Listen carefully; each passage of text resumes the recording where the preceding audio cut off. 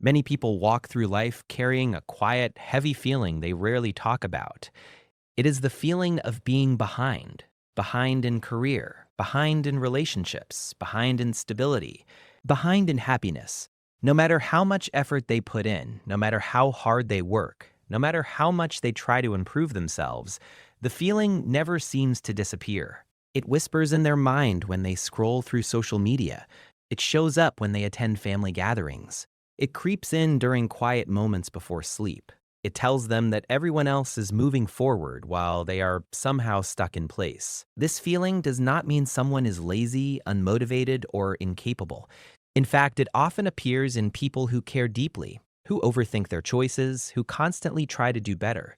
They are often the ones who push themselves the hardest, yet feel the least satisfied with their progress. Understanding why this happens requires looking deeper than surface-level comparisons. It requires understanding how early experiences, emotional patterns, and internal beliefs shape the way people measure their worth and success.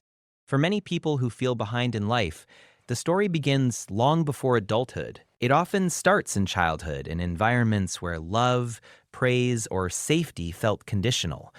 Maybe they were praised only when they achieved something. Maybe they were compared to siblings or classmates. Maybe they learned that being good enough meant performing well, pleasing others, or meeting certain expectations. Over time, their brain connected self-worth with external outcomes. Success became proof of value. Failure became proof of inadequacy. In other cases, the feeling develops in homes where emotional support was inconsistent. A child who grows up feeling unseen, misunderstood, or emotionally neglected may internalize the belief that something about them is lacking. Even if no one ever said it directly, they absorb it through subtle experiences. Being interrupted, being dismissed, being overlooked, being told to be stronger instead of being comforted. These moments teach the nervous system that safety and validation are uncertain. As adults, this turns into a constant drive to catch up to an invisible standard, hoping that reaching it will finally bring peace. As life progresses, this internal pressure becomes stronger. School introduces rankings, careers introduce competition, social media introduces endless comparison. People who already doubt their adequacy become especially sensitive to these environments.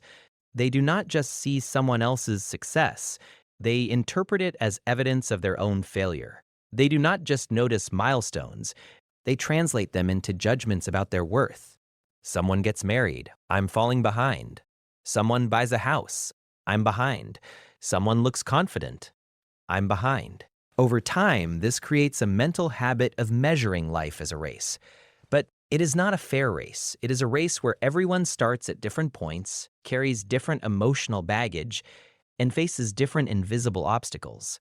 Yet the mind ignores these differences and insists on a single timeline everyone is supposed to follow. Psychologically, this pattern is closely linked to perfectionism and chronic self-criticism. Many people who feel behind are not actually failing. They are constantly raising the bar for what enough means. When they reach one goal, their mind immediately moves to the next. When they accomplish something, they downplay it. When they make a mistake, they magnify it. Their internal voice is rarely satisfied. It speaks in "not yet" and "still not enough" and "you should be further by now." This inner voice is not random. It is often modeled after voices from the past: a critical parent, a demanding teacher, a judgmental peer group, a culture that equates productivity with worth. Over time, these voices become internalized. Even when no one is judging them anymore, they continue judging themselves. Emotionally, living with this mindset is exhausting. It creates a constant sense of urgency, a feeling that time is running out, a belief that rest must be earned. Many people who feel behind struggle to enjoy the present. When something good happens, they cannot fully relax into it. Their mind is already thinking about what they should be doing next. They live in a permanent state of psychological catching up. This also affects relationships. People who feel behind often compare themselves to their friends and partners in unhealthy ways. They may feel ashamed when others succeed, not because they are selfish, but because someone else's progress highlights their own insecurities. They may withdraw socially, they may avoid talking about their struggles. They may pretend they are fine while silently feeling inadequate. Over time, this isolation deepens the belief that they are alone in their experience. In romantic relationships, this pattern can lead to overgiving or self-sabotage. Some people try to compensate for feeling behind by becoming overly accommodating, fearing they are not enough as they are. Others may push people away, believing they do not deserve love until they become more successful, stable, or confident. Either way, the core belief remains: I am not where I should be, and that makes me unworthy. Another layer of this experience is the role of anxiety and depression. Chronic comparison and self-criticism place the nervous system in a constant state of threat. The brain begins to treat life as something that must be defended against, rather than lived. This leads to fatigue, brain fog, low motivation, and emotional numbness. Ironically, these symptoms make progress harder, reinforcing the belief of being behind. It becomes a self-perpetuating cycle. Some people respond to this feeling by overworking themselves. They become high achievers on the outside while feeling empty on the inside. Others respond by freezing. They feel so overwhelmed by expectations that they stop trying altogether. Both responses are attempts to cope with the same underlying pain, the fear of not being enough. What many people do not realize is that feeling behind is often not about time. It is about trauma, unmet emotional needs, and distorted self-perception. When someone grows up feeling unsafe, unseen, or pressured, their development follows a different path. They may mature emotionally. Later, they may struggle with confidence. They may need more time to build stability. This is not weakness. It is adaptation. Healing begins when people stop asking, "Why am I so slow?" and start asking, "What happened to me that made life feel this hard?" This shift moves the focus from self-blame to self-understanding. It allows compassion to replace criticism. Learning to release the feeling of being behind requires learning to redefine success, not as speed, not as comparison, but as alignment.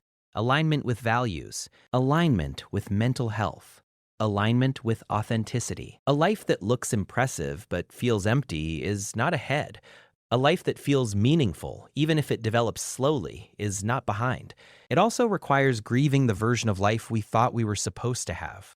Many people carry quiet grief for timelines that never happened, careers that did not unfold as planned, relationships that ended, opportunities that were missed.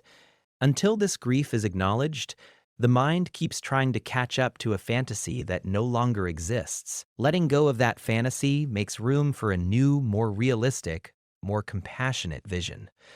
Another important step is learning to notice small progress. People who feel behind often dismiss incremental growth. They overlook emotional maturity, they ignore improved boundaries, yet these invisible victories are often more important than external milestones. Learning to recognize them rewires the brain towards self-trust. Self-compassion is not self-pity, it is psychological safety. When people learn to speak to themselves with kindness instead of cruelty, their nervous system relaxes, creativity returns, motivation becomes healthier. They stop running from shame and start moving toward meaning. It is also helpful to remember that many successful people feel behind too. The feeling is not proof of reality, it is proof of an inner wound. Social media shows highlights, not struggles. Public success does not equal private peace. Comparing your private doubts to someone else's public image will always distort your perception. If you feel behind in life, it does not mean you failed. It means you have been surviving something invisible. It means you have been carrying emotional weight that others may not see. It means your path has required strength in ways that are rarely celebrated. You are not late. You are not broken. You are not wasting time. You are learning. You are healing. You are building a life from experiences that shaped you deeply. Your timeline reflects your resilience, not your inadequacy. Growth is not linear. It is layered. It happens in spirals, pauses, detours, and returns. Sometimes the most important progress happens inside, long before it shows on the outside. If you are willing to meet yourself with patience, curiosity, and compassion, something begins to shift. The race slows down, the pressure softens, the present becomes livable. You start noticing that you are not standing still. You have been moving all along, just on a path that required courage, reflection, and emotional honesty.